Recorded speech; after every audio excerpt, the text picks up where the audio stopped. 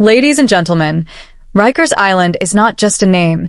It is a symbol of the deep-rooted issues within the American criminal justice system. Situated in the East River, between the Bronx and Queens in New York City, Rikers Island is home to one of the largest jail complexes in the United States. Spanning over 400 acres, it consists of multiple jails housing thousands of inmates at any given time. Despite its location in one of the world's most prominent cities, Rikers Island remains a hidden world, a place where society's most vulnerable are confined, often out of public view and concern. The history of Rikers Island stretches back to the early 20th century. Originally purchased by the city in 1884 for $180,000, the island was transformed into a detention center to alleviate overcrowding at other New York City jails. Over the decades, Rikers expanded, eventually becoming a massive jail complex with multiple facilities designed to house pretrial detainees, sentenced inmates serving short sentences, and individuals awaiting transfer to other facilities. What began as a solution to overcrowding quickly evolved into one of the most infamous detention centers in the nation. Unlike state or federal prisons, Rikers Island is primarily a jail, a facility designed to hold individuals awaiting trial or serving short sentences of 1 year or less. Many of those incarcerated at Rikers have not been convicted of any crime. Instead, they are held because they cannot afford to pay bail. This means that Rikers does not just house people guilty of crimes. It holds thousands who are legally innocent until proven otherwise. For many, their only crime is poverty. Every year, approximately 10,000 people pass through Rikers Island. These individuals come from all walks of life, but the majority are from marginalized and low-income communities. Racial disparities are glaring. Most inmates are Black or Latino, reflecting the broader racial inequities in the criminal justice system. Additionally, many detainees suffer from substance abuse disorders, mental illness, or other underlying issues that the jail system is ill-equipped to address. The sheer scale of Rikers Island is staggering. It operates like a small city, with its own power plant, schools, medical facilities, and even a bus service to transport visitors. Yet, beneath the surface, this city is one of chaos, violence, and dysfunction. From its earliest days, Rikers Island has been plagued by accusations of abuse, mismanagement, and human rights violations. These problems have not only persisted, they have grown worse over time.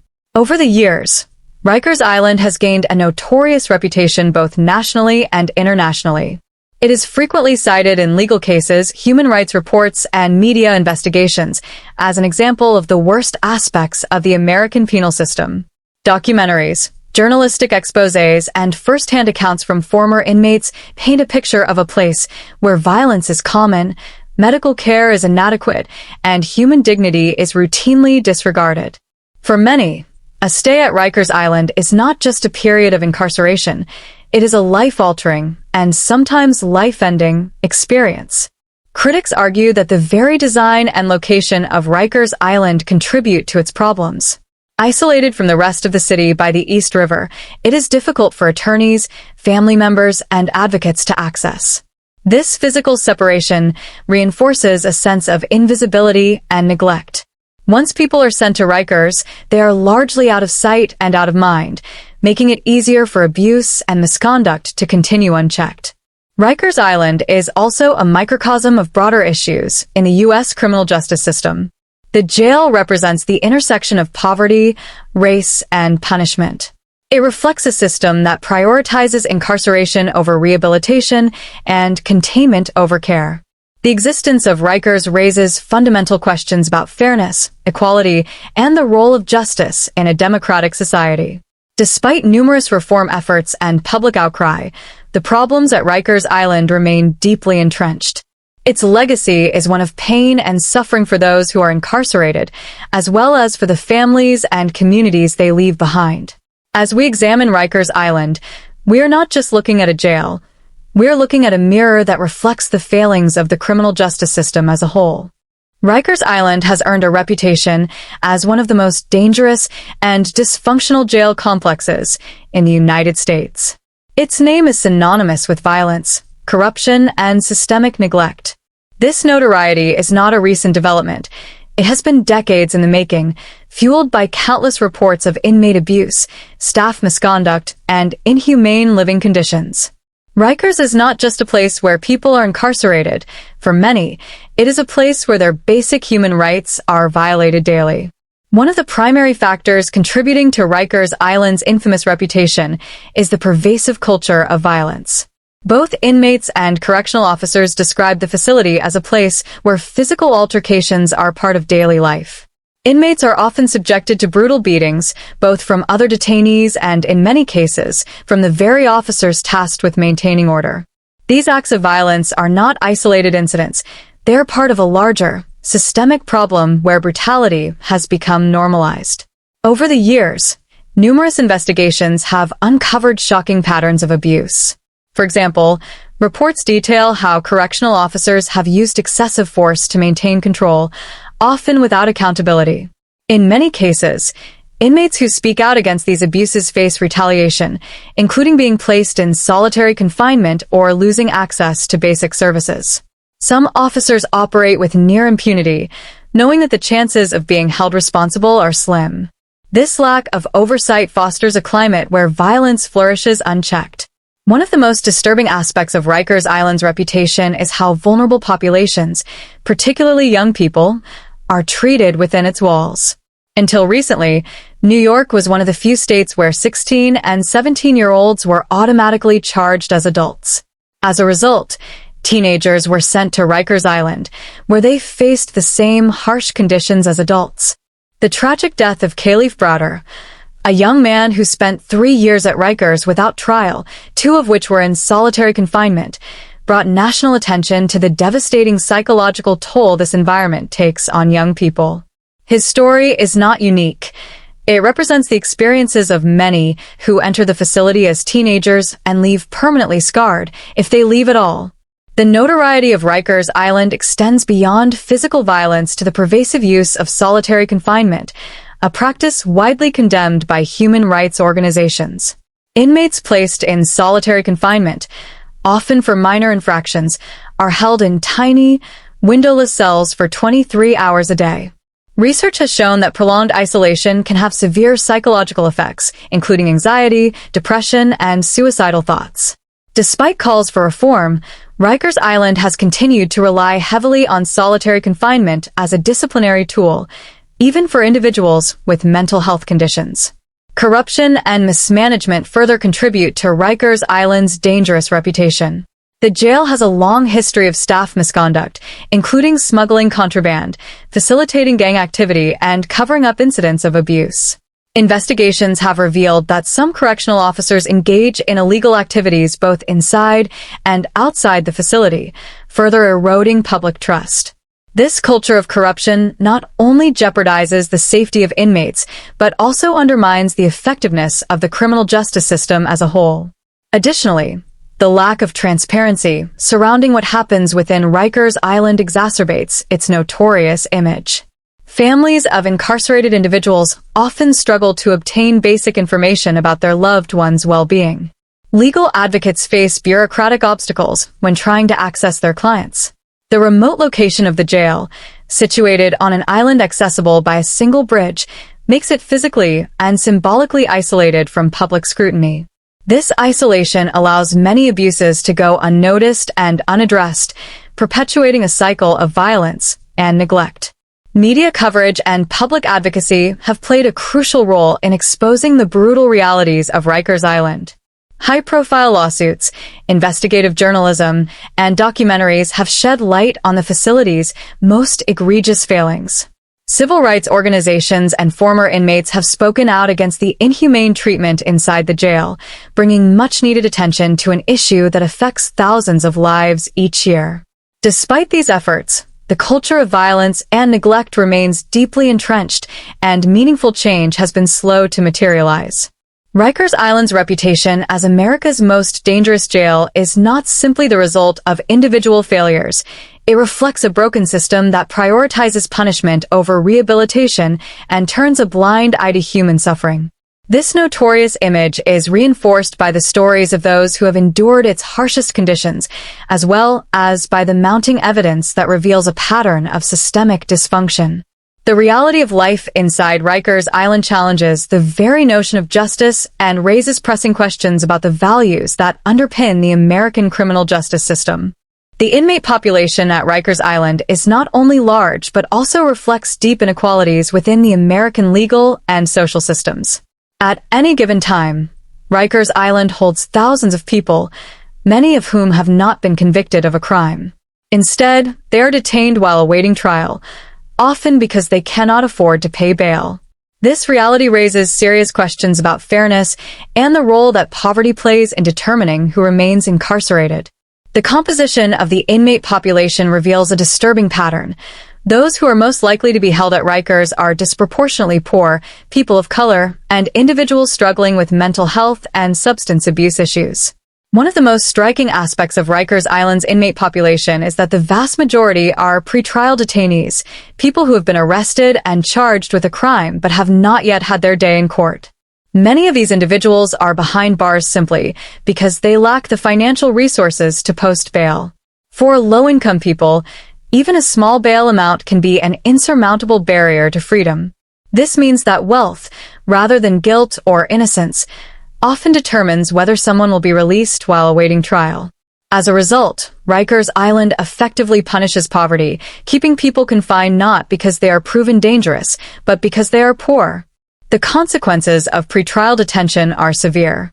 Many detainees lose their jobs, homes, and connections to family while incarcerated. For those with children, time in jail can mean the loss of custody or permanent damage to family relationships. Studies show that pretrial detention increases the likelihood of being found guilty, partly because incarcerated defendants have fewer resources to build their defense and are more likely to accept plea deals, even when they are innocent, just to secure their release. This creates a cycle in which the most vulnerable populations face the harshest outcomes. Rikers Island's inmate population also reflects racial and ethnic disparities deeply embedded in the broader criminal justice system. A disproportionately high number of detainees are Black and Latino, despite these groups representing a smaller portion of New York City's overall population. This racial imbalance is not accidental. It is the product of systemic inequalities in policing, prosecution, and sentencing. Communities of color are more heavily policed, leading to more arrests and a greater likelihood of being held in pretrial detention. These racial disparities are compounded by the fact that individuals from marginalized backgrounds are less likely to have the financial resources to pay bail or afford private legal representation. Another troubling reality of the inmate population at Rikers Island is the large number of individuals with mental health conditions. By some estimates, nearly half of all detainees at Rikers have been diagnosed with a mental illness. For many of these individuals, incarceration worsens their mental health rather than providing the care and support they need. The jail's environment, characterized by violence, isolation, and inadequate medical care, is especially harmful to those suffering from psychiatric conditions. Instead of receiving treatment in mental health facilities, these individuals are often placed in solitary confinement or subjected to physical abuse. In many cases, their symptoms escalate while they are incarcerated, increasing the likelihood of further encounters with the criminal justice system after their release. The presence of juveniles and young adults at Rikers Island is another major point of concern. Until recently, New York was one of the few states where 16 and 17-year-olds were automatically tried as adults and held in adult jails, including Rikers. Although policy changes have reduced the number of minors housed there, young people are still subject to the same violent and chaotic conditions as older detainees. Adolescents and young adults are particularly vulnerable to physical and psychological harm in such environments. The trauma experienced during incarceration can have long-lasting effects on their mental health, education, and future employment prospects. In addition to pretrial detainees and those serving short sentences, immigrants facing deportation are also held at Rikers Island. Some individuals are detained solely due to their immigration status while they await hearings in immigration court. This practice blurs the line between the criminal justice and immigration enforcement systems, further entangling vulnerable populations in the machinery of mass incarceration. Many detained immigrants have no prior criminal record and are held in jail-like conditions while navigating a complicated and often unforgiving legal process. Substance abuse is another common characteristic within Rikers Island's inmate population. Many detainees struggle with addiction, yet access to effective substance abuse treatment is limited. Instead of receiving comprehensive care, individuals with drug dependencies are often punished or placed in solitary confinement. This punitive approach does little to address the root causes of addiction and increases the likelihood of relapse or reincarceration after release. The social and economic backgrounds of Rikers Island detainees highlight a critical truth. The jail primarily incarcerates the poor and marginalized. Those without resources to navigate the legal system are more likely to end up behind bars, while wealthier defendants can secure their release and prepare a stronger defense. This two-tiered system of justice means that the experience of incarceration is not shared equally across society. It is borne disproportionately by those least able to defend themselves. Understanding the makeup of Rikers Island's inmate population is essential to grasping the broader injustices at play. The individuals held there are not abstract statistics. They are real people whose lives are profoundly affected by the failures of the criminal justice system. Their presence reflects a society that punishes poverty and mental illness rather than addressing the underlying causes of crime and inequality. As long as these patterns persist, Rikers Island will remain a symbol of the deep flaws and inequities within the American legal system. One of the most defining and disturbing aspects of Rikers Island is the pervasive culture of violence and abuse. For decades, the jail complex has been known as a place where brutality is not just a possibility, it is an expectation. Inmates face constant threats from other detainees, correctional officers, and even the system itself. The combination of overcrowding, inadequate staffing, and poor oversight creates an environment where physical and psychological harm are routine. This culture of violence not only affects those who are incarcerated but also raises profound questions about the ethics and functioning of the American criminal justice system.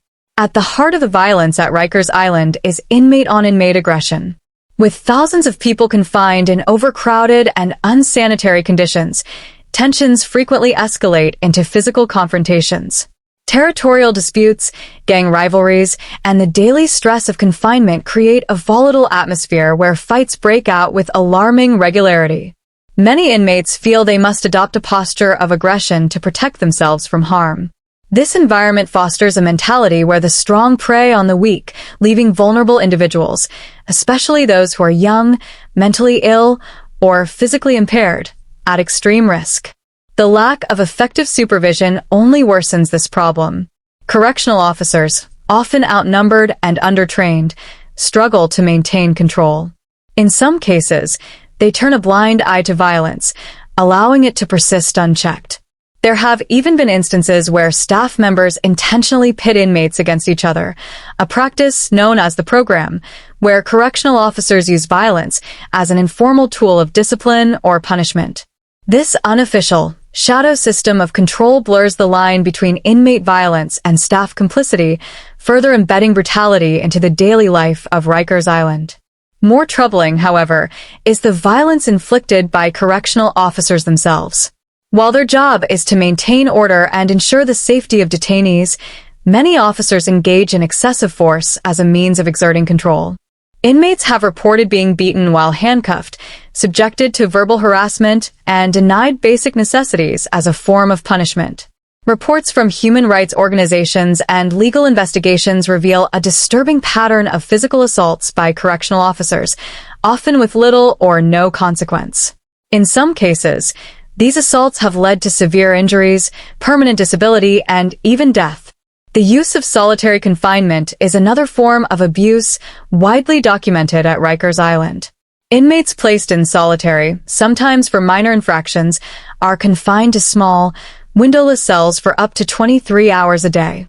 This form of isolation can last for weeks, months, or even years.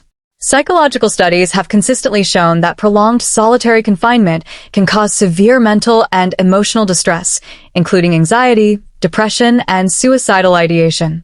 Despite this, Rikers Island has relied heavily on solitary as a form of punishment and control. Even individuals with diagnosed mental health conditions have been placed in isolation, exacerbating their symptoms and deepening their suffering. The violence at Rikers Island is disproportionately directed at vulnerable populations. Young people, for example, are particularly susceptible to abuse. Although recent reforms have sought to reduce the number of juveniles held at Rikers, the jail historically housed teenagers alongside adults. These young detainees often become the targets of both physical and sexual violence. Many emerge from their time at Rikers Island deeply traumatized, with long-term psychological scars that impact their ability to reintegrate into society. Individuals with mental illness face similarly dire circumstances. An estimated half of Rikers Island's population struggles with some form of mental health condition, yet the jail lacks the resources to provide adequate care. Instead of receiving treatment, mentally ill inmates are often treated as disciplinary problems. They are more likely to be placed in solitary confinement, where their conditions worsen, or to be subjected to physical abuse by staff who lack proper training in handling psychiatric crises. There have been documented cases where mentally ill detainees have died due to neglect or mistreatment while in custody. Gender-based violence is another critical and often overlooked dimension of the abuse at Rikers Island. Women held at the Rose M. Singer Center, the jail's facility for female inmates, have reported sexual harassment and assault by correctional officers. Many of these cases go unreported due to fear of retaliation or disbelief. When women do come forward, they often face institutional barriers to receiving justice, reinforcing a culture of silence around sexual violence.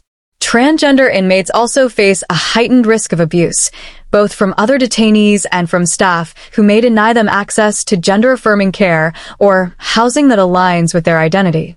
The culture of silence and impunity surrounding violence at Rikers Island allows these abuses to persist.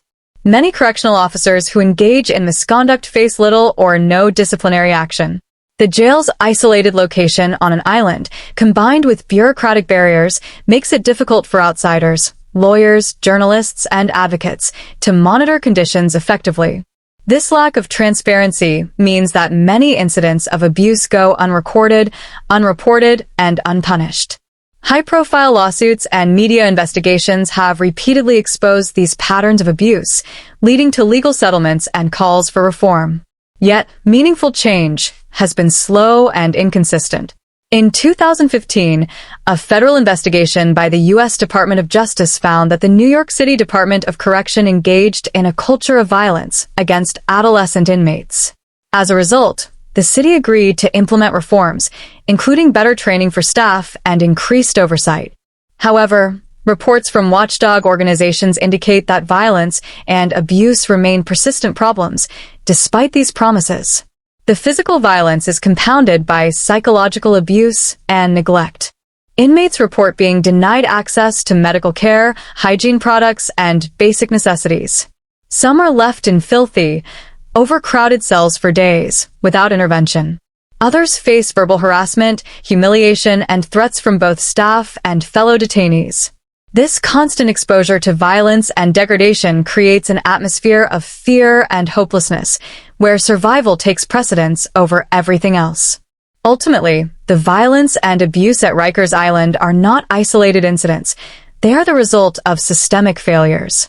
A lack of oversight, inadequate training, and a deeply entrenched culture of dehumanization have made brutality a defining characteristic of life at the jail. For those incarcerated there, the experience is not just a temporary loss of freedom, it is a profound and often life-altering encounter with a system that prioritizes punishment over rehabilitation and control over compassion. The living conditions at Rikers Island have long been a source of national outrage and a symbol of the inhumane realities of the American carceral system. The jail complex, originally intended to provide temporary housing for pretrial detainees and individuals serving short sentences, has instead become infamous for its overcrowding, neglect, and deteriorating facilities. For those confined within its walls, daily life is defined by unsanitary conditions, lack of medical care, and an environment that breeds both physical and psychological suffering. These conditions not only violate basic human rights, but also contribute to the cycle of trauma and violence that permeates the facility. One of the most pressing issues is overcrowding. Rikers Island was designed to accommodate a limited number of detainees, but the population has consistently exceeded those limits. This overcrowding means that inmates are often crammed into small cells or dormitory-style rooms where they sleep on thin mattresses, or in some cases, directly on the floor. With little room for personal space, tensions rise quickly, increasing the likelihood of conflict and violence. Inmates report being packed into filthy, poorly ventilated areas where they are exposed to extreme temperatures, whether it be sweltering heat in the summer or freezing cold in the winter. The sanitary conditions at Rikers Island are abysmal. Inmates frequently endure broken toilets, sinks, and showers, leaving them without consistent access to basic hygiene. In some areas, raw sewage leaks onto the floors, and infestations of rats, roaches, and mold are common. Detainees report being denied essential hygiene products, such as soap, toothpaste, and sanitary napkins, forcing them to go without proper cleanliness for days or weeks. The lack of sanitation contributes to the spread of infectious diseases, and medical professionals have warned that these conditions present serious health risks to the incarcerated population. Access to clean water is another persistent concern. Inmates have described drinking discolored or foul-smelling water from communal sinks, with little assurance that the supply is safe. Outdated plumbing and poor maintenance mean that clean drinking water is not always available, and many detainees must rely on what little water is provided with meals. These unsafe conditions violate basic human dignity and increase the likelihood of dehydration and illness. The quality of food at Rikers Island further illustrates the neglect that inmates experience. Meals are often described as cold, undercooked, or expired. Detainees report finding insects, hair, and other contaminants in their food, and many go hungry due to the poor nutritional value and inadequate portions. Special dietary needs, such as those required for medical or religious reasons, are frequently ignored, leaving inmates without appropriate nourishment. In some cases, people have suffered severe health consequences due to malnutrition or being denied proper meals altogether. Medical neglect is one of the most alarming aspects of life at Rikers Island. Despite the high number of inmates with serious medical and mental health needs, the jail's healthcare system is chronically understaffed and under-resourced. Inmates in need of urgent medical attention often wait days or weeks to see a doctor. Chronic conditions such as diabetes, asthma, and heart disease go untreated or are poorly managed. Those with acute injuries from violence or accidents are often left to suffer without adequate pain management or proper follow-up care. In some tragic cases, individuals have died due to the jail's failure to provide life-saving treatment. The lack of adequate mental health care at Rikers Island is particularly devastating given that nearly half of the inmate population is estimated to have a mental illness. Instead of receiving appropriate psychiatric treatment, many detainees with mental health issues are placed in solitary confinement, a practice known to exacerbate symptoms like anxiety, depression, and psychosis. Mental health crises are often met with punishment rather than care. Inmates suffering from psychiatric breakdowns are routinely ignored or restrained instead of being provided therapeutic interventions. Without appropriate care, many deteriorate further, increasing their likelihood of self-harm or suicide. Another key issue is the lack of access to basic services. Inmates at Rikers Island are frequently denied the opportunity to attend educational programs, vocational training, or other rehabilitative services that could help them rebuild their lives. Access to legal resources is also severely limited. Detainees often have difficulty communicating with their lawyers due to bureaucratic obstacles, leading to delays in their cases and longer periods of pretrial detention. This lack of services reflects a broader failure to prioritize rehabilitation and re-entry, effectively trapping individuals in a cycle of incarceration and poverty. The physical environment of Rikers Island is dilapidated and hazardous. Many buildings are decades old and suffer from crumbling infrastructure. Broken windows, malfunctioning heating and cooling systems, and structural damage create unsafe living conditions. Inmates are exposed to toxic mold, lead paint, and other environmental hazards that can cause serious long-term health problems. The jail's remote location on an island only adds to the difficulty of providing timely maintenance and emergency response, further endangering those confined there. Beyond the physical hardships, psychological trauma is a defining feature of life at Rikers Island. The constant threat of violence, combined with the harsh conditions, causes severe emotional distress for many inmates. Sleep deprivation is common due to the noise, light exposure, and constant disruptions. The psychological toll is especially severe for individuals who spend time in solitary confinement, where the lack of human contact and sensory stimulation can lead to lasting mental health damage. Inmates describe feeling dehumanized, abandoned, and hopeless in an environment where basic human compassion is scarce. Inmates who attempt to report abuses or request help are often ignored or retaliated against. Those who speak out about the poor living conditions may face physical punishment, extended time in solitary confinement, or the loss of privileges. The lack of oversight means that many complaints are dismissed without investigation, and those responsible for maintaining the facility are rarely held accountable.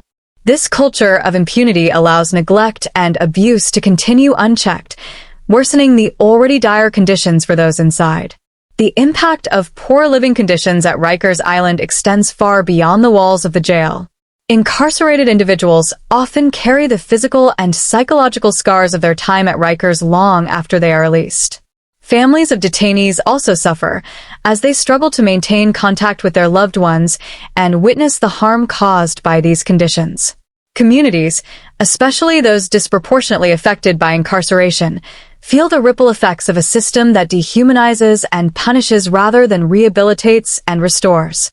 The mental health crisis at Rikers Island is one of the most pressing and disturbing aspects of the jail's long history of neglect and abuse. The jail complex holds a disproportionately high number of individuals struggling with mental illness, yet it consistently fails to provide adequate mental health care. Instead of being treated with compassion and receiving the medical attention they need, many detainees with psychiatric conditions face punishment, isolation, and violence. This systemic neglect not only worsens existing mental health problems, but also creates new psychological trauma for those held at Rikers. A significant portion of Rikers Island's population, estimated at nearly 50% of detainees, suffers from mental health issues. These range from depression and anxiety to severe psychiatric disorders like schizophrenia and bipolar disorder. Many of these individuals end up at Rikers not because they are dangerous criminals, but because the broader social safety net has failed them. In New York City, like much of the country, there are insufficient mental health resources in the community. As a result, people with untreated mental illness often come into contact with law enforcement rather than mental health professionals. This reliance on the criminal justice system to manage mental health issues means that jails like Rikers Island have become de facto mental health facilities, without the resources, training, or policies to provide appropriate care. One of the most glaring failures is the lack of proper mental health screening and treatment. Upon arrival at Rikers Island, detainees are supposed to undergo medical and mental health evaluations. However, these screenings are often rushed, superficial, or conducted by underqualified staff. Many inmates with serious psychiatric conditions are not accurately diagnosed, meaning they do not receive the care they need. Even when mental health needs are identified, treatment options within the jail are severely limited. Psychiatrists and mental health professionals are in short supply, leading to long delays in care. In some cases, inmates wait weeks or months before receiving proper psychiatric evaluations or access to medication. For those who do receive treatment, the quality of care is often inadequate. Medication is the primary form of mental health intervention at Rikers, but it is inconsistently administered. Inmates report missed doses, improper medication changes, and a lack of follow-up care. This neglect can cause serious health complications, particularly for individuals with complex psychiatric conditions who rely on consistent treatment to manage their symptoms. Furthermore, the jail provides minimal therapeutic services. Group therapy, counseling, and other evidence-based treatments for mental illness are either unavailable or inaccessible to most inmates. Instead of receiving care, many detainees with mental health conditions face punishment and isolation. When inmates exhibit symptoms of mental distress, such as confusion, agitation, or self-harm, they are often treated as disciplinary problems rather than patients in crisis. Rather than being referred to medical professionals, they may be placed in solitary confinement, a practice that is especially harmful to individuals with mental illness. In solitary, Inmates are confined to small, windowless cells for 23 hours a day with minimal human contact. This extreme isolation can exacerbate psychiatric symptoms, leading to hallucinations, paranoia, suicidal thoughts, and irreversible psychological damage. The use of solitary confinement on people with mental illness is well documented at Rikers Island. Despite reforms aimed at limiting its use, individuals with psychiatric conditions continue to be placed in isolation, often for minor infractions. For someone already struggling with mental illness, this kind of environment can push them into a deeper state of mental distress. Numerous reports describe inmates in solitary confinement engaging in self-harm or suicide attempts, a tragic consequence of being left alone without appropriate medical care or human interaction. Suicide is a persistent and growing crisis at Rikers Island. In recent years, the number of suicides and suicide attempts within the jail has reached alarming levels. Many of these deaths have been preventable, caused by inadequate mental health care and the jail's failure to respond to warning signs. Inmates experiencing suicidal thoughts often struggle to receive basic care, and when their distress becomes severe, they are more likely to be punished than supported. Stories of individuals who died by suicide after begging for help underscore the profound indifference to human suffering that characterizes mental health care at Rikers. The jail's staffing crisis further exacerbates the mental health emergency. The facility is chronically understaffed, meaning there are not enough correctional officers to monitor inmates or enough mental health professionals to provide consistent care. This lack of personnel results in delayed responses to psychiatric emergencies, including suicide attempts and medical crises. In some cases, inmates experiencing acute mental health breakdowns have been left unattended for hours or days, only to be discovered when it is too late. The staffing shortages also contribute to a breakdown in communication between correctional staff and medical teams, meaning that important mental health concerns are often overlooked or ignored. Another critical issue is the criminalization of mental illness within the jail. Instead of recognizing psychiatric symptoms as medical problems, Rikers Island treats them as disciplinary infractions. Inmates who experience psychotic episodes, panic attacks, or other mental health crises may be restrained, beaten, or subjected to further punishment. This punitive approach not only worsens mental illness, but also increases the likelihood that affected individuals will remain trapped in the criminal justice system. Without proper care, these individuals are more likely to reoffend upon release, leading to a revolving door between the streets, emergency rooms, and the jail. The impact on vulnerable populations is particularly severe. Women and young people with mental illness face unique challenges at Rikers Island. In the women's facility, many detainees have experienced prior trauma, including domestic violence and sexual abuse. Being incarcerated in such a harsh environment often re-traumatizes these individuals, worsening their mental health. Young people, including those under 21, are also vulnerable to psychiatric harm. Adolescents and young adults with mental health issues are less equipped to navigate the violent and chaotic conditions at Rikers, and they often suffer long-lasting psychological effects from their time in the facility. The systemic failures in mental health care at Rikers Island highlight broader societal issues. The jail has become a warehouse for individuals who are failed by mental health systems in the community. Rather than investing in community-based mental health services, the criminal justice system continues to rely on incarceration as a solution to psychiatric problems. This approach is not only ineffective but also cruel. The lack of proper care at Rikers means that those most in need of help are instead subjected to neglect and abuse. Rikers Island is not just a symbol of mass incarceration, it is also a powerful reflection of systemic racism and discrimination within the American criminal justice system. The overwhelming majority of those incarcerated at Rikers come from marginalized communities, particularly Black and Latino populations. This racial disparity is not accidental but the result of decades of discriminatory policies, socioeconomic inequality, and a justice system that disproportionately targets and punishes people of color. The racial inequalities visible at Rikers Island reveal a broader pattern of racial injustice that extends far beyond the jail's walls. At the heart of the racial disparity at Rikers is the reality that Black and Latino individuals are far more likely to be arrested, charged, and detained than their white counterparts.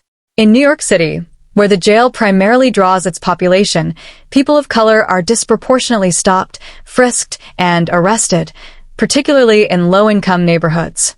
This pattern is a direct consequence of broken windows, policing policies that prioritize the aggressive enforcement of minor offenses. Under these practices, communities of color are heavily surveilled, leading to higher arrest rates for minor infractions such as fare evasion, loitering, and drug possession, offenses that often do not result in jail time for wealthier or white individuals. Once arrested, people of color are also more likely to be detained pre-trial at Rikers Island. The cash bail system plays a central role in this disparity. Many detainees at Rikers are held not because they have been convicted of a crime, but because they cannot afford to pay bail. Black and Latino defendants are more likely to be assigned high bail amounts and are less likely to have the financial resources to secure their release. As a result, they remain incarcerated for months, or even years, while awaiting trial. This financial barrier effectively criminalizes poverty and deepens racial inequality, as white defendants with the means to pay bail are released while people of color languish in the jail system. The criminalization of poverty disproportionately impacts communities of color. In many cases, the people held at Rikers come from neighborhoods that suffer from chronic disinvestment in public services such as education, healthcare, and affordable housing. Instead of addressing the root causes of poverty through social support, the city invests in policing and incarceration. This approach funnels people from under-resourced communities into the criminal justice system while failing to provide meaningful opportunities for economic mobility.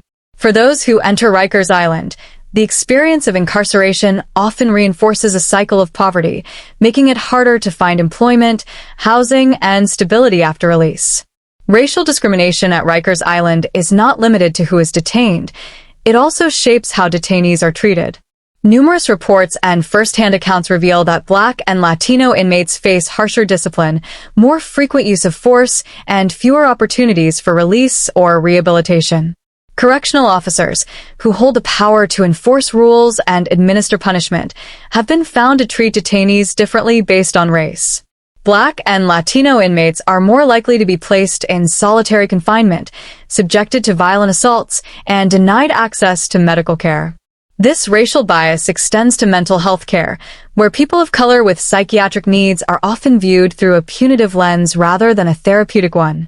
The intersection of race and gender further compounds the discrimination experienced by people of color at Rikers Island. Black and Latino women incarcerated at the Rose M. Singer Center face unique vulnerabilities, including heightened risks of sexual harassment and medical neglect. Studies have shown that women of color are more likely to face abuse from correctional staff and are less likely to receive specialized care for trauma and reproductive health. Transgender women, particularly those of color, are often placed in unsafe housing environments where they face both physical violence and institutional indifference to their safety. Young people of color are also particularly vulnerable to systemic racism at Rikers Island. Although the city has implemented some reforms to reduce the number of minors held at the jail, many young Black and Latino individuals continue to be funneled into the system.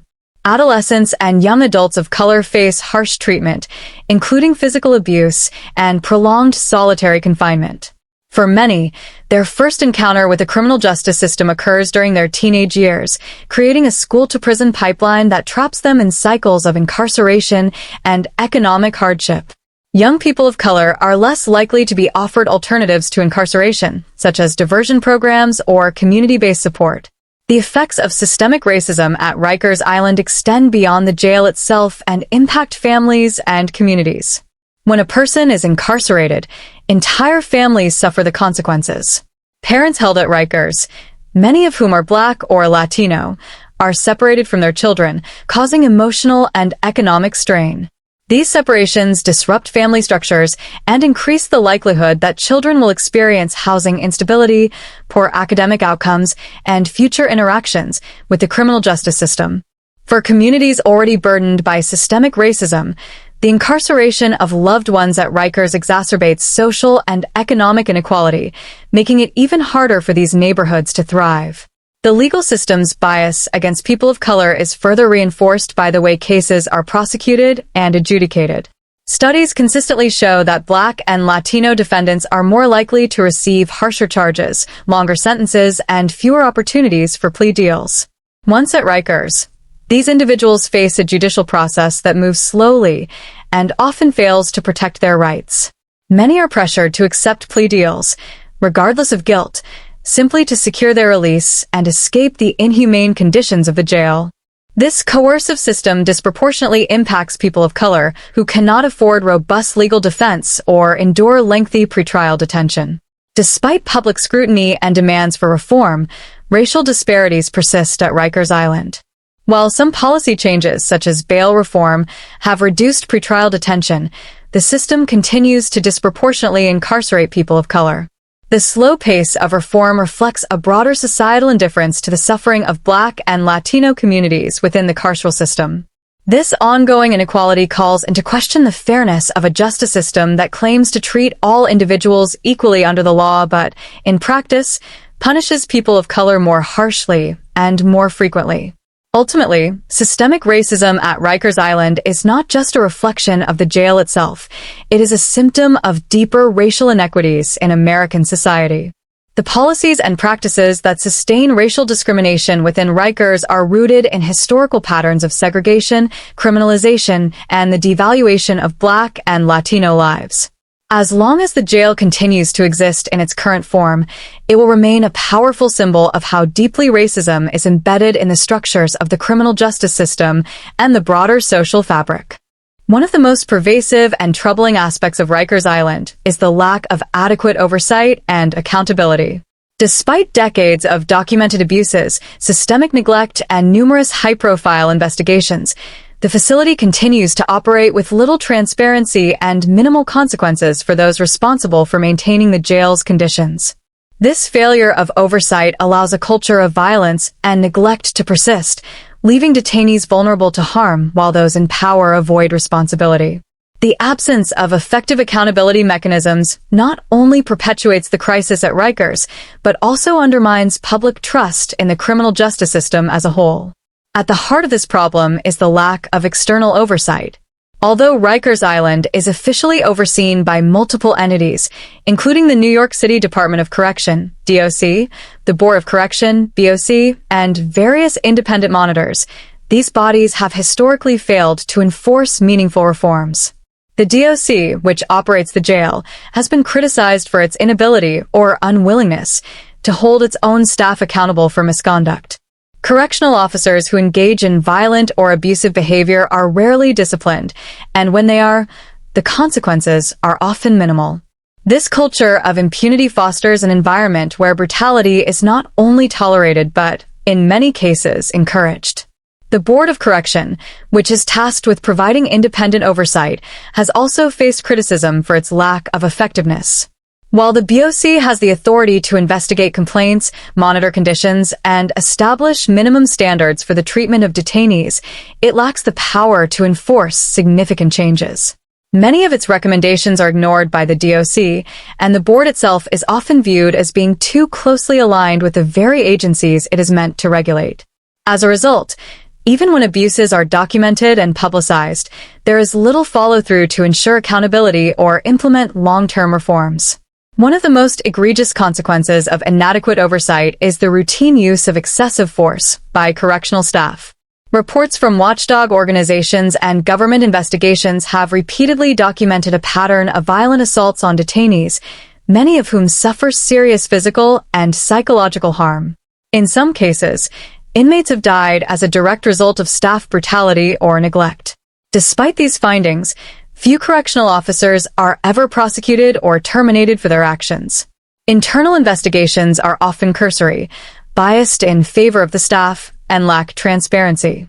This failure to hold officers accountable sends a clear message that violence against detainees will go unpunished. The grievance system at Rikers Island, a mechanism intended to allow detainees to report abuse or request assistance, is deeply flawed and ineffective. Many detainees report that filing grievances is both futile and dangerous.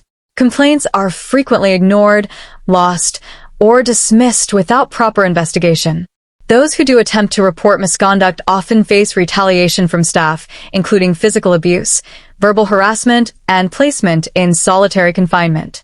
This culture of fear discourages detainees from speaking out, further insulating the system from external scrutiny. Even when grievances are upheld, meaningful change rarely follows, leaving detainees without any real avenue for justice. Medical neglect is another area where oversight has consistently failed. Rikers Island has long been criticized for providing substandard medical and mental health care to detainees, often resulting in severe harm or death. Despite the presence of medical professionals and oversight bodies, there is little accountability for the chronic failure to provide timely and adequate care. Reports indicate that detainees with serious health conditions are frequently denied medication, delayed in receiving treatment, or ignored altogether. Even when preventable deaths occur due to medical negligence, there are rarely consequences for the staff or administrators responsible. The legal system's failure to enforce accountability at Rikers Island is also a significant concern. Although civil rights organizations and public defenders have filed numerous lawsuits challenging the conditions at the jail, these legal efforts often result in financial settlements rather than systemic reforms. The city of New York has paid out millions of dollars to settle claims of abuse and wrongful death at Rikers, but these financial penalties do little to change the underlying culture of violence and neglect. In many cases, the city continues to contest claims of abuse in court, delaying justice for those who have suffered. Furthermore, there is little political will to hold high-level decision-makers accountable for the ongoing crisis. Federal oversight has been introduced in response to the most egregious abuses, but even this has failed to produce lasting change. In 2015, the U.S. Department of Justice, DOJ, reached a landmark settlement with the city of New York, requiring the implementation of sweeping reforms to address violence and improve conditions at Rikers Island. This agreement included the appointment of an independent federal monitor to track compliance. However, nearly a decade later, reports from the federal monitor continue to document ongoing violence, poor conditions, and non-compliance with the settlement's provisions. Despite these findings, the jail's leadership has faced few consequences for its repeated failures. The union representing correctional officers, the Correction Officers Benevolent Association, COBA, also plays a powerful role in maintaining the status quo at Rikers Island. COBA has consistently opposed reforms aimed at increasing transparency and reducing the use of force. The union exerts considerable political influence, making it difficult for city officials to impose stricter accountability measures. COBA has also defended officers accused of misconduct, often shielding them from disciplinary action. This protection fosters a culture where officers believe they can act with impunity, knowing that the union will protect their jobs and benefits. Transparency is further undermined by the isolation of Rikers Island itself. Situated on a remote island in the East River, the jail complex is physically and symbolically separated from the rest of the city. This geographical isolation makes it difficult for advocates, journalists, and oversight bodies to observe conditions firsthand. Access to the facility is tightly controlled, and many parts of the jail are off-limits to external observers. This lack of transparency allows abuses to occur behind closed doors, shielded from public scrutiny. When reports of violence and neglect do emerge, they are often met with official denials or minimal action. The absence of whistleblower protections also contributes to the lack of oversight. Staff members who attempt to report misconduct or advocate for better conditions risk retaliation from their peers and superiors. Correctional officers who speak out about abuse may face harassment, job loss, or professional blacklisting. Medical staff who raise concerns about inadequate care have reported being pressured to remain silent. This culture of silence prevents internal accountability and allows systemic problems to persist unchecked. Public pressure and media attention have occasionally forced city officials to acknowledge the problems at Rikers Island, but even when reforms are promised, implementation is slow and inconsistent. Oversight agencies often lack the resources, authority, or political backing to enforce meaningful changes. As a result, many reform efforts amount to little more than symbolic gestures, while the day-to-day reality for detainees remains unchanged. Ultimately, The lack of oversight and accountability at Rikers Island is not simply a bureaucratic failure, it is a deliberate and systemic problem. The absence of meaningful consequences for misconduct allows violence, neglect, and corruption to thrive.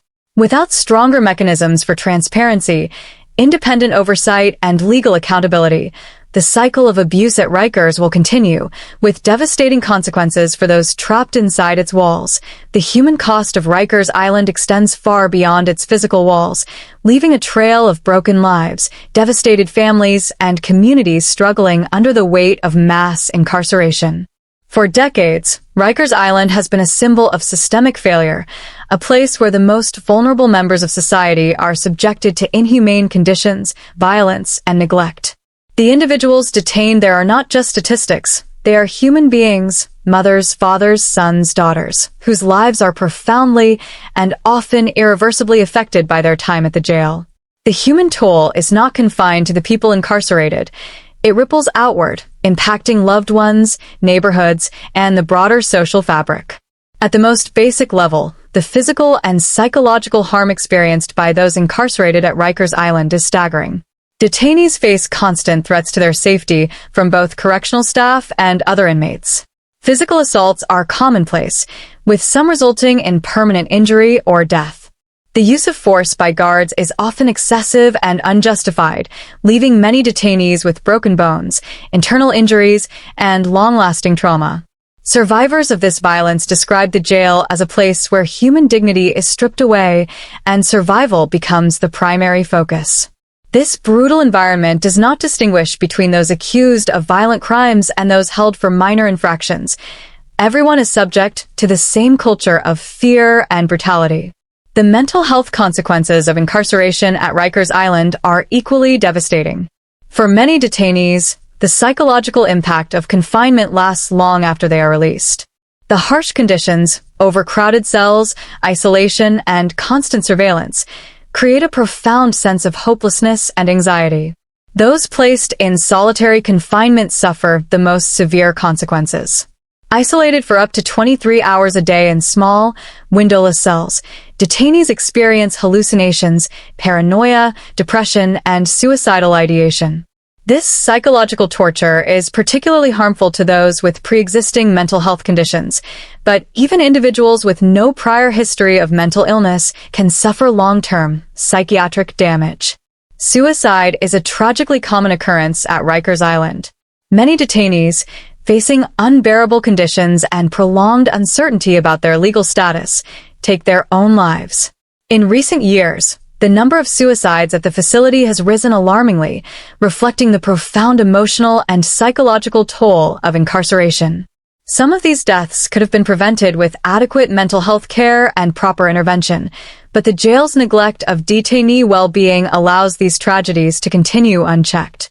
Family members of those who die at Rikers are left to grapple with immense grief and anger, often receiving little to no explanation or accountability from jail officials. The impact on families is profound and often overlooked. When a person is incarcerated at Rikers Island, their loved ones suffer alongside them. Parents are separated from their children, spouses lose their partners, and entire family structures are disrupted. Visiting Rikers is an arduous process. Family members must navigate a complicated system, endure invasive searches, and spend hours traveling to and from the remote facility. For many low-income families, the financial and emotional burden of maintaining contact with an incarcerated loved one is overwhelming. This separation takes a particular toll on children, who may struggle with feelings of abandonment, confusion, and trauma. Studies show that children with incarcerated parents are more likely to experience behavioral problems, academic struggles, and future involvement with the criminal justice system. For those who are eventually released from Rikers Island, the challenges do not end upon leaving. Many detainees return to their communities with lasting physical and emotional scars. Time spent at Rikers often results in lost employment, housing instability, and fractured relationships.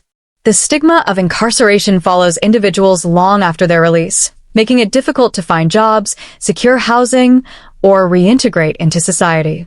For some, The trauma of incarceration leads to substance abuse, mental health crises, and repeated involvement with the criminal justice system. This cycle of incarceration and reentry perpetuates poverty and inequality, especially in communities of color that are disproportionately affected by mass incarceration. The economic cost to families and communities is another heavy burden. When a primary breadwinner is detained at Rikers, entire households can be plunged into financial instability.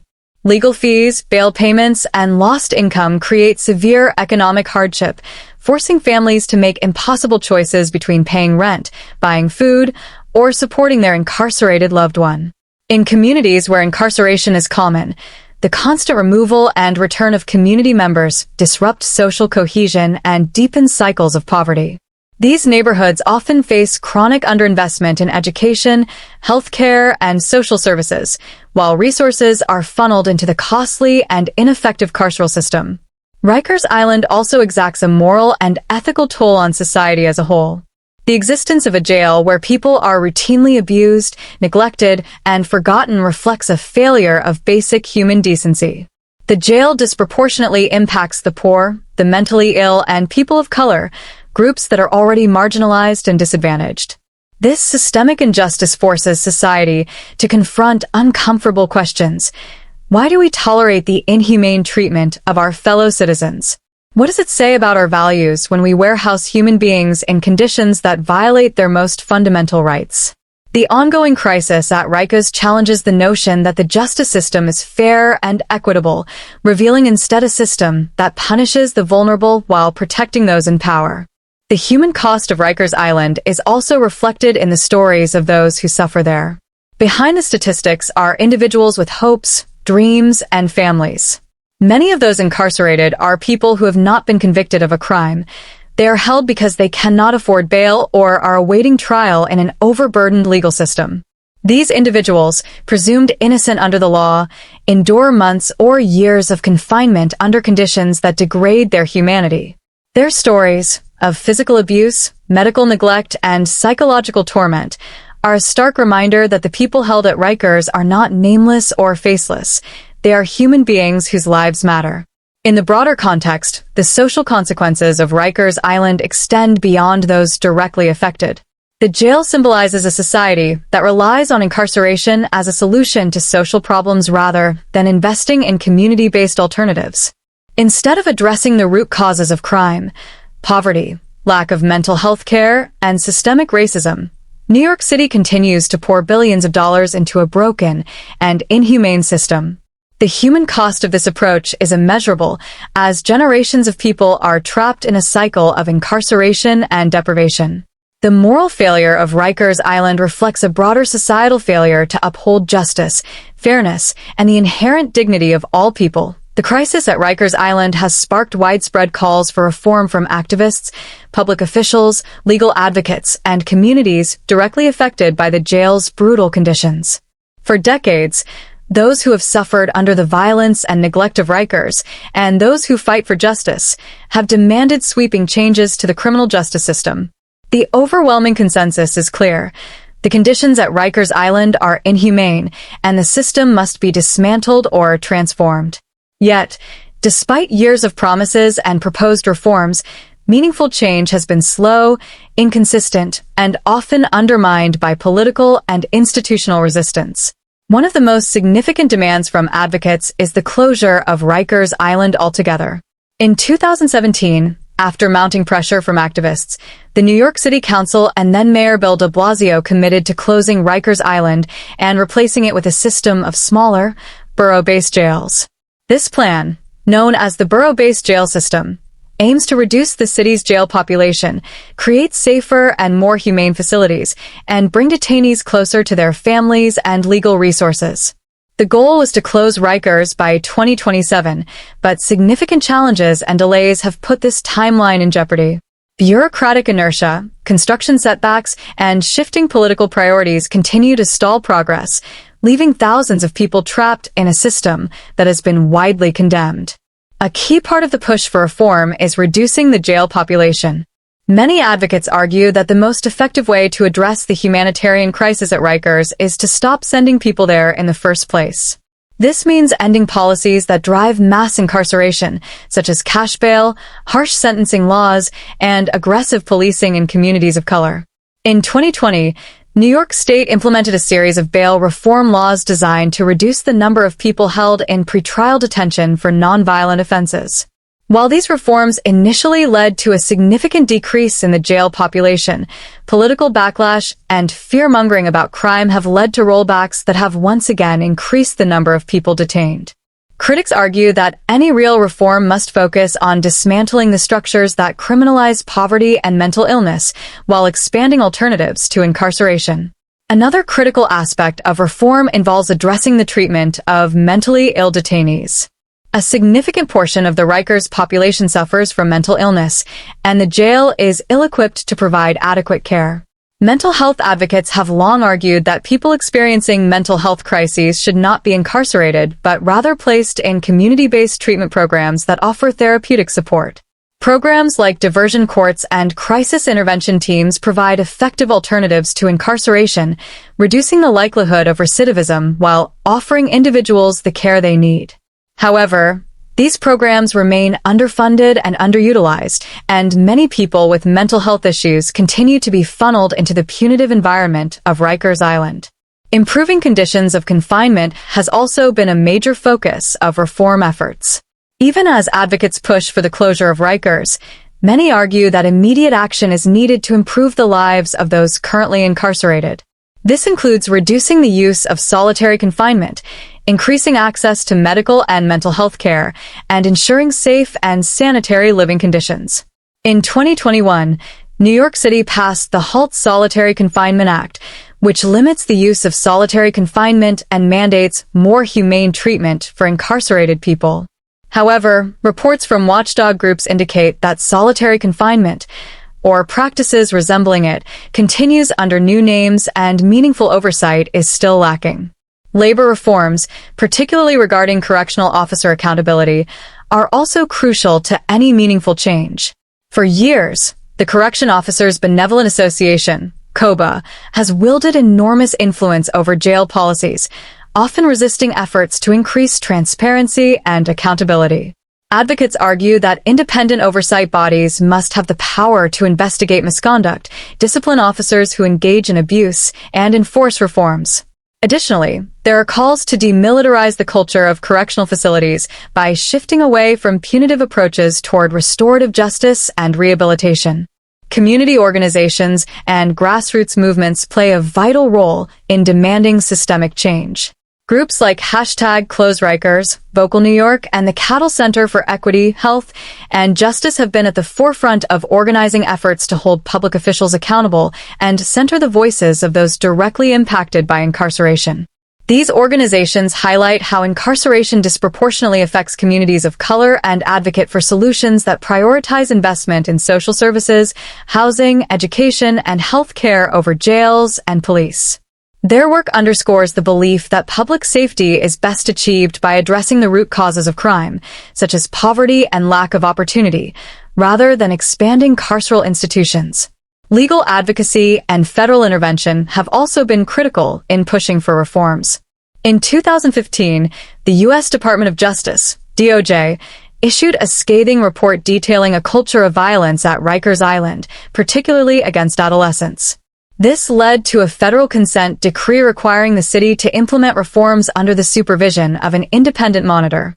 Despite these mandates, reports from the federal monitor indicate ongoing failures to meet basic safety and constitutional standards. Some advocates are now calling for federal receivership, a process in which the federal government would take control of the jail system due to the city's inability to manage it effectively. This drastic measure, while controversial, is seen by some as the only path to ending the humanitarian crisis at Rikers. Public officials face increasing pressure to follow through on their promises of reform. While some leaders support closing Rikers, others remain hesitant, citing concerns about rising crime rates and political backlash. Critics argue that these concerns are rooted in fear-based narratives rather than evidence. Research consistently shows that reducing incarceration and investing in community-based solutions improve public safety. Despite this, Many politicians continue to frame jail as a necessary tool for controlling crime, making the path to meaningful reform politically challenging. Educational programs, job training, and re-entry support are also essential components of reform efforts. Many people who leave Rikers Island face enormous barriers to rebuilding their lives, including difficulty finding employment, securing housing, and accessing mental health care. Investing in programs that provide education, vocational training, and transitional housing can reduce recidivism and help formerly incarcerated individuals reintegrate successfully into their communities. These initiatives offer a tangible path toward rehabilitation and provide people with the tools they need to thrive outside of the criminal justice system. The conversation about the future of Rikers Island extends beyond jail reform. It raises deeper questions about how society defines justice, safety, and humanity. For some, closing Rikers represents a moral imperative, a recognition that the current system is irredeemably broken and must be dismantled. For others, it is part of a broader vision to abolish prisons entirely and replace them with systems of care, accountability, and community support. Regardless of where people stand on the ultimate future of the jail, there is widespread agreement that the status quo is unacceptable. The fight to transform Rikers Island is about more than improving conditions. It is about fundamentally rethinking the way society responds to harm and supports those in need. The story of Rikers Island is not just a cautionary tale about the failures of a jail. It is a reflection of broader systemic issues within the American criminal justice system. The conditions at Rikers expose a society that too often prioritizes punishment over rehabilitation, isolation over compassion, and neglect over accountability. The ongoing crisis at Rikers Island is not an inevitable consequence of crime, but rather a consequence of policy choices that can and must be changed. The question we must ask ourselves is, what kind of justice system do we want? And perhaps more importantly, what kind of society are we willing to build? The call to close Rikers Island is not just about shutting down a facility. It is about dismantling the structures of harm and building a system rooted in dignity, fairness, and humanity. This means more than replacing one jail with another. It requires a complete rethinking of how we treat those who are most vulnerable. It means investing in the communities most affected by mass incarceration, addressing the root causes of crime, such as poverty, lack of mental health care, and systemic racism, and creating pathways to opportunity and healing rather than cycles of punishment and despair. We must also recognize that justice cannot exist without accountability. The decades of abuse, neglect, and violence at Rikers Island did not happen in isolation. They were allowed to persist due to a failure of oversight and a culture of impunity. For real change to occur, there must be meaningful consequences for those who perpetuate harm, and independent bodies must be empowered to enforce reforms.